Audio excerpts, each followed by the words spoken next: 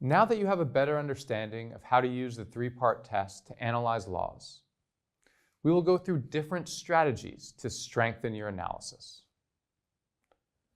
First, we recommend that you make your point clearly and briefly. Pinpoint the problematic provision. Explain why it's problematic according to the three-part test, and then provide one or two examples of the risks and real-world human rights impacts.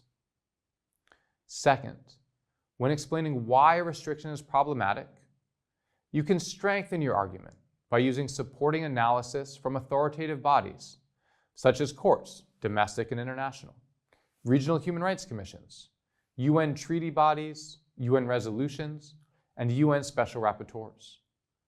Third, provide alternative provisions or solutions to the problem the government is trying to address.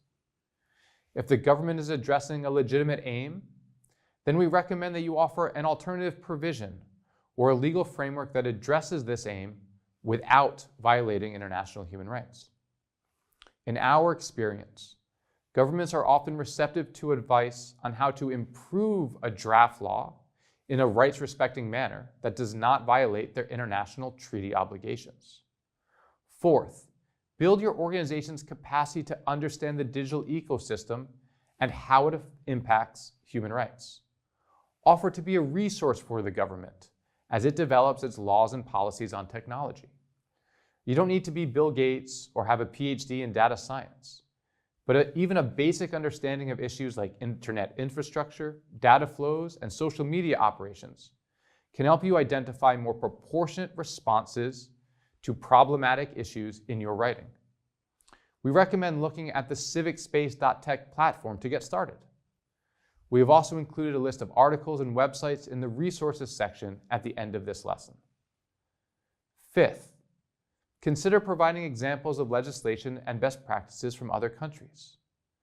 Examples from jurisdictions that have already attempted to tackle these complex issues can be particularly helpful and impactful for new and emerging topics, like data protection and artificial intelligence.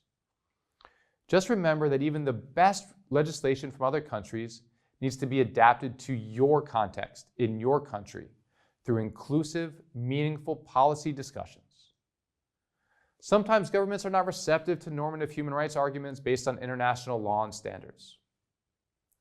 In these cases, consider supporting your normative arguments with data about the economic or business costs of restrictions. For example, it's very easy to find data about how an internet shutdown has impacted a country's economy. That can often be used to explain why it's not in the state's best interest to resort to an internet shutdown. We hope that you find these tips helpful. In the following lesson, we will explain how to apply these tips to an example of hate speech. Then we will move to Chapter 4, where we will discuss advocacy strategies for legal reform.